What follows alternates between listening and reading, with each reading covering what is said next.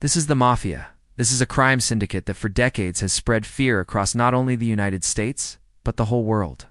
They've been depicted in films like The Godfather and Goodfellas. They're responsible for some of the most brutal crimes ever committed. But how did it start? Where did these ruthless killers come from? Well, that's what we'll explore today, along with everything you need to know about this criminal organization.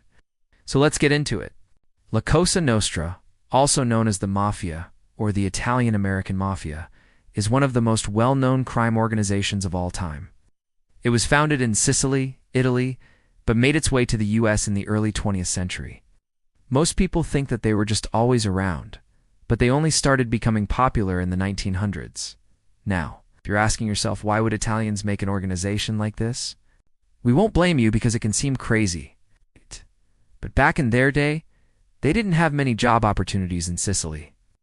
In fact, most people there were farmers. If they wanted to make money, they had to do something illegal. And so that's exactly what they did. In the mid-1800s, Sicily saw a lot of poverty and inequality. In fact, by 1860, half of the land was owned by less than 3% of the population. The rich landlords controlled everything and made the lives of the poor miserable. This led to several rebellions, but none of them worked.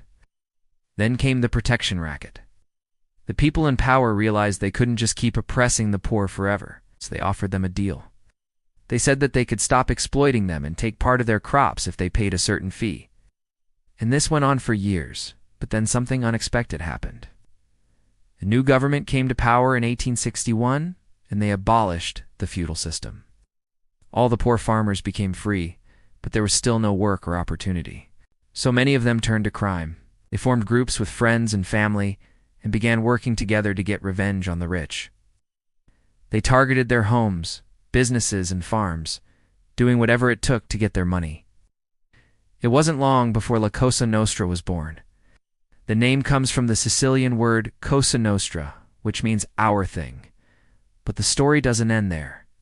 During the First World War, Italian soldiers fought for the Allied forces, and when they came home, they noticed something. Life in America seemed better. There was more opportunity there. So many of them decided to leave and try their luck. When they arrived in the US, they didn't know anyone and had almost no money. So they did what they knew best. They formed gangs and began making money however they could. They robbed banks, businesses, and private citizens. They also got involved in bootlegging, which was a big business during the Prohibition era. You see, making and selling alcohol became illegal in 1920, but people still wanted to drink it. So those who were willing to break the law made tons of money.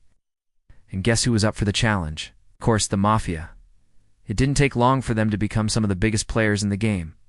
They used their connections from back home and set up shop in major cities like Chicago, New York, and Detroit. The Mafia grew quickly, and by the 1930s they were making millions. But they didn't just stop at bootlegging. They got involved in everything from gambling to prostitution. The thing is, the more money they made, the more enemies they created. The police were obviously not happy with what they were doing, and rival gangs often tried to steal their turf. But even though there were threats, no one messed with the Mafia. They were too powerful. To understand how powerful, let's look at how their structure worked. Now, every single Mafia family operated a little differently. But overall, they all followed the same rules. Each family had a boss at the top who was responsible for making the big decisions. Under him were the underboss and the consigliere. They helped run the family and advised the boss on important matters. Then came the captains. They were in charge of specific crews of soldiers and made sure everything ran smoothly. Finally, there were the associates. These were the people who did the dirty work. They were the hitmen, the bombers, and the enforcers. And as you can imagine, this structure made them virtually untouchable. You see, the Mafia was all about loyalty and secrecy. Members were expected to be loyal to their family above all else. They had to keep secrets or face the consequences. And if any outsiders tried to get involved, they sent a clear message. Don't mess with us, or you'll regret it. And that's why even though the Mafia committed horrible crimes, very few people came forward with information. They were too afraid of what the Mafia would do next. It wasn't until the 1970s that things began to change. That's when the US government made it a priority to take down the Mafia. They offered huge rewards for information and protected witnesses who came forward. Suddenly, people were willing to talk. Oh. They spilled secrets that brought down some of the biggest mafia families. One of the first to go was Charles Lucky Luciano. He was the boss of the Luciano crime family and one of the most powerful mobsters of all time. But in 1936, he was arrested for prostitution and gambling charges. The government had been watching him for years and finally had enough evidence to put him away. Luciano was sentenced to 100 years in prison and never saw the light of day again. Next was Vito Genovese. He took over the Genovese crime family after Lucky Luciano went down and quickly became the most powerful mobster in the country, but his reign was short-lived. In 1957, he was convicted of narcotics trafficking and sentenced to 15 years in prison.